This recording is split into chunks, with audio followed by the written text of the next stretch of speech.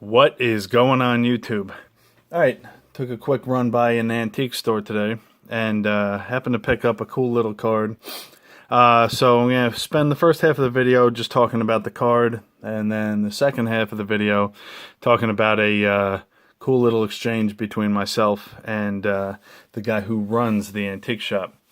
So this place is a small antique mall, you know, maybe like 12 booths or so. And there's only one booth that's really sports cards and sports memorabilia. Sometimes he has some good stuff, sometimes not too much. But today happened to find a cool little pickup. So this is a T206 Bill O'Hara from the New York Giants. So that is a cool little pickup. You know, I got this for 20 bucks. Anytime you can find a T206 card for 20 bucks, you know, looks like this would probably grade 1.5 to a 2. But it's not in bad shape at all. And like I said, for 20 bucks, T206, you really can't go wrong. So let me throw a little stand here so I can show you guys the card while I'm talking to you. So now this guy had a very short career. You know, just a couple seasons in the majors. Played with the Giants a little bit, played with St. Louis. But he's very important in the hobby, specifically T206 set, because we all know the T206 set has a lot of those error cards that are worth a lot of money.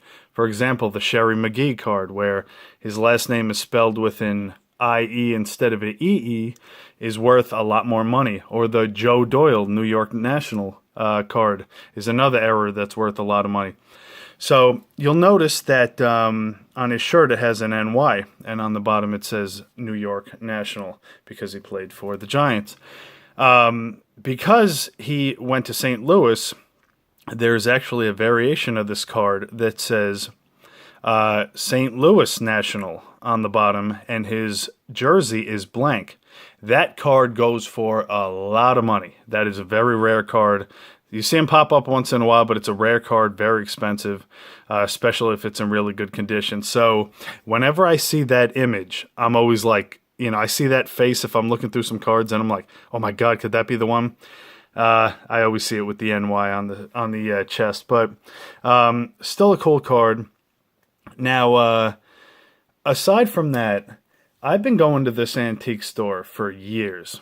Okay. Now, the guy who runs the place, really nice guy, older gentleman, knows absolutely nothing about baseball cards, knows absolutely nothing about sports memorabilia, probably really doesn't give a damn about either one of them. You know, I've been getting stuff from there for years, and it's just always a hi, how you doing, you know, and stuff like that. Usually doesn't talk about anything I'm picking up. So I bring this up to the register, and usually he just rings me up and says, have a good day, see you next time, and that's it. He's standing there, and he's staring at the card. He's holding it, and he's staring at it, and he looks at me, he says, how old is this? I said, well, it's a T206 card, so they made these, you know, between 1909 and 1911. And he's looking at me, he's like, are you serious? This card is that old? I'm like, yeah. So I start telling him, you know, everything about it, and he's like, you know, where did these cards come from? I said, well, these were in tobacco products, you know, for example, that would be inserted into a pack of cigarettes, and usually a father would, you know, get his pack, give the card to his son, and, you know, kids would collect them. And he's like, you're telling me this card is like 108 years old? I'm like, yeah. He was amazed by this. He's like, I didn't even know they made baseball cards back then. I said, yeah, and they made them way before that. I said, I have a number of cards in my collection from the 1880s.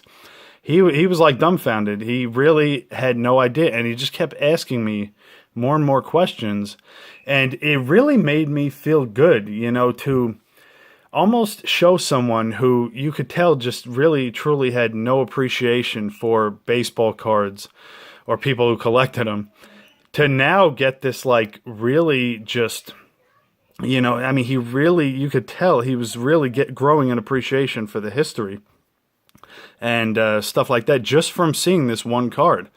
And like I said, he couldn't stop looking at it. And I just thought that was really cool, you know, because I kind of missed that. I haven't had a situation like that in a long time where I meet someone who really knows absolutely nothing about cards, and I give them just a really good education, and just see that look on their face when they realize that they're holding a baseball card that's over 100 years old. He said, man, I didn't even know this thing was in the shop, you know? Almost like he would have taken it home if he would have known. But it was a really cool conversation, and I just wanted to share that with everybody on YouTube. So, all right, well, that's going to be it for me today. So I hope you guys enjoyed this video, and as always, I will see you guys next time.